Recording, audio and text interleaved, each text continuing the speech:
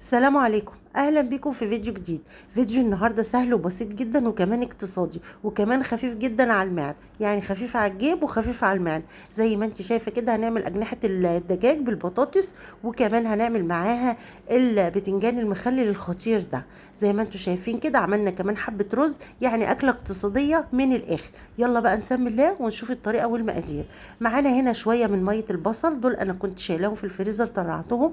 ومعايا هنا فص توم زي ما انت شايفه. طبعا احنا بنجيب التوم ونخزنه، فانا طلعت شويه من التوم اللي انا كنت حاطاه في الفريزر وشويه من ميه البصل. تمام كده هنجيب بقى طماطمايه كده تكون حلوه، متوسطه كده، طبعا على حسب كميه الاجنحه اللي انت هتعمليها. انا عملت هنا في حدود كيلو من الاجنحه، مش عارفه بالظبط لان الاجنحه دي انا ببقى محوشاها من الفراخ اللي انا بجيبها، يعني بجيب الفراخ وانا اللي اخليها، بحوش الاجنحه، بحوش الكبد والقوانص، وبعمل البانيه كمان. كنت عملته في فيديو هنا قبل كده على القناه، تقدروا تخشوا وتشوفوه. تمام كده جبنا بقى الطماطمايه وبشرناها زي ما احنا شايفين كده على ميه البصل وعلى فصين الثوم اللي احنا ايه فرمينهم يعني. تمام كده جبت بقى ليمونه. الليمونه هنا كانت عندي ليمونه متوسطه فعصرتها كلها، لو انت الليمونه كبيره هتاخدي نص بس. تمام كده. وعندي هنا نص من المكعب، مكعب الماجي اللي هو الفراخ، لو حابه تحطيه مش حابه خلاص براحتك. وعندنا هنا بقى التوابل بتاعتنا اللي هي عباره عن ملح وفلفل اسود وبابريكا وشويه من الكركم، شويه من البصل البودر، ونص معلقه كده من السكر علشان خاطر احنا هنحط صلصه، والطماطم كمان، وهنحط شويه من الفلفل اللي هو السبايسي الاحمر دوت، اللي احنا بنقول عليه ايه، اللي هو الهريسه بتاعت الشطه. انا كنت فرمهم فاحنا عايزين نحط شويه السكر دول، نص المعلقه ديت، علشان تظبط لنا الطعم بتاع التوابل والملح وكمان الصلصه معاهم. تمام كده بنقلب كل التتبيله بتاعتنا الحلوه دي مع بعض. زي ما انتم شايفين احنا ما حطيناش بصل، ما خرطناش بصل، احنا اكتفينا بميه البصل اللي معانا.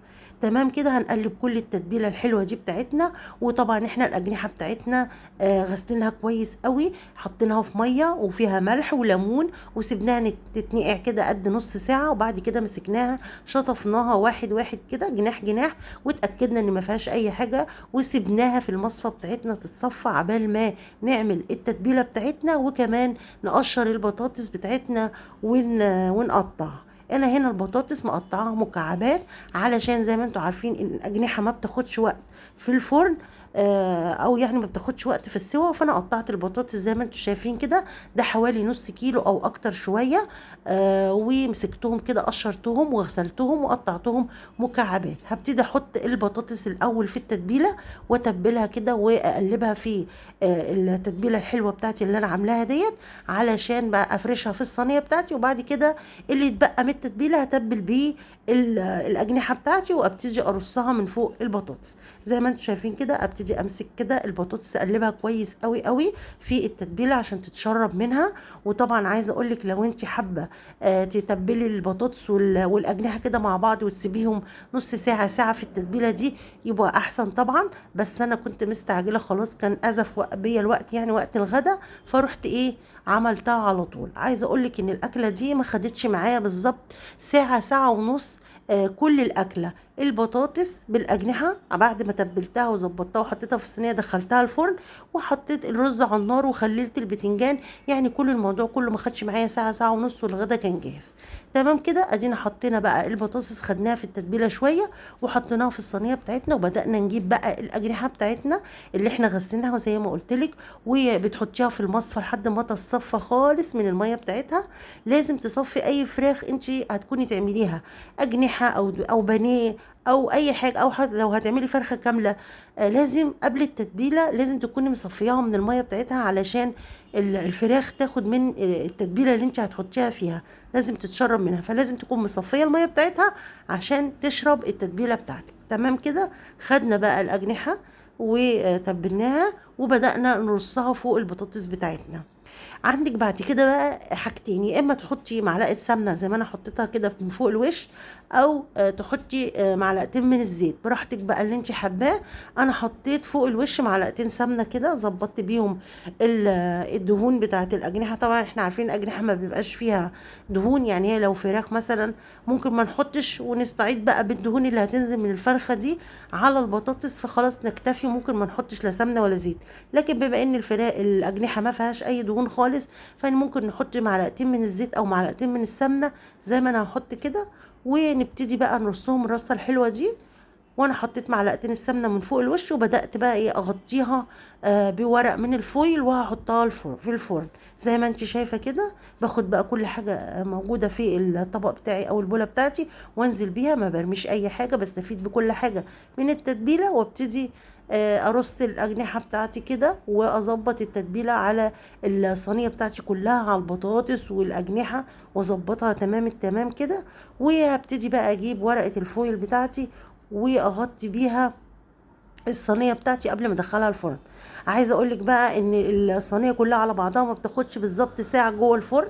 طبعا الاجنحه بتستوي بسرعه، والبطاطس احنا مقطعينها مكعبات، فمش هتاخد منك وقت، يعني هي ساعه بالكتير جوه الفرن وهتكون خلصانه. تمام كده. انا هنا بقى هبتدي اجيب معلقتين من السمنه اهوت زي ما انت شايفه كده، وابتدي ارشهم كده فوق وش الاجنحه بالبطاطس. طبعا اما تدخل الفرن سخن هتبتدي تسيح عليها كلها وتظبطها. خلاص كده هبتدي اجيب بقى ورقه الفويل بتاعتي واغطيها كويس جدا جدا. هكون طبعا مشغله الفرن بتاعي على اعلى درجه، واحطها تحت على الصاجه بتاعه الفرن، مش على الشبكه، لا انا هحطها على الصاجه الاول لمده تلت ساعه. تلت ساعه الاول على صاجه الفرن، وبعد كده تبتدي تروحي تخرجيها من الصاجه وترفعيها على الشبكه وتسيبيها لمده ساعه الا ربع. وبعد كده تشيلي الورق الفويل وتدخليها ربع ساعه كمان ايه تتشمع بقى وتاخد لون. خلاص كده انا حطيت الفراخ في الفرن.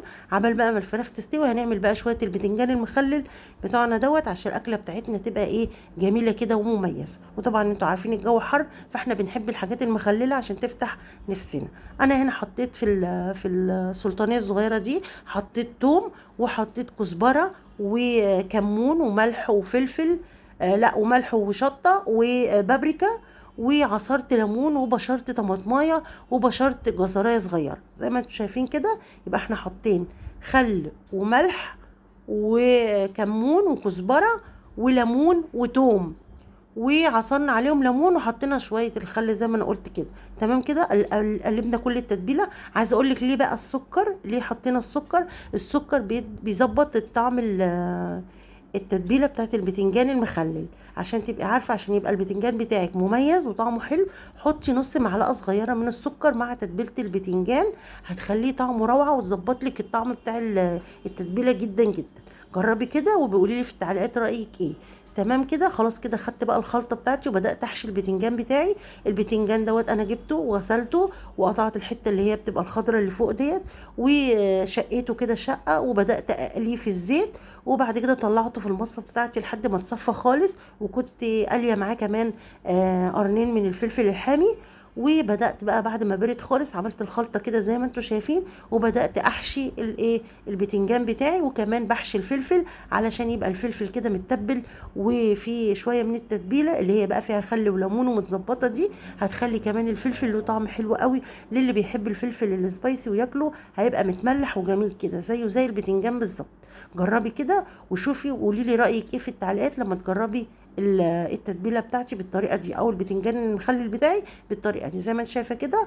وكمان لو حبيتي تحشي طماطم او اي حاجه بنفس التتبيله دي هتظبط لك الطماطم. لو انت مش حابه مثلا تعملي بتنجان مخلل، حابه تعملي طماطم مخلله بنفس الطريقه زي ما قلت لك. وما تنسيش نص معلقه السكر اللي قلت لك عليها تحطيها في الخلطه بتاعه المخلل، هتظبط لك الطعم وتخليه طعمه في منتهى الجمال. تمام كده. خلاص خلصنا بقى البتنجان المخلل بتاعنا، وهنبتدي نبص على الصينيه بتاعتنا كده بعد مرور ساعه الا ربع.